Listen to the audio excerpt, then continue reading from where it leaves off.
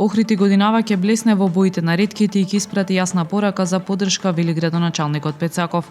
Од денес започна националната кампања Ги запознаваме ретките болести. Охрид против Вардар во Купот на Македонија. Ждрепката за групната фаза беше извршена денеска во Ракометната федерација. Охриѓани без многу оптимизам влегоа во 2023-та. Мнозинството учесници во анкетата на Охрид Нјус одговориле дека не очекуваат ништо посебно во тековнава година. Младински центар Охрид распиша литературен конкурс на тема векувањето на македонскиот јазик. Времето утре е променливо облачно и температура до 7 степени. Следевте една минута вести на Охрид Нјус.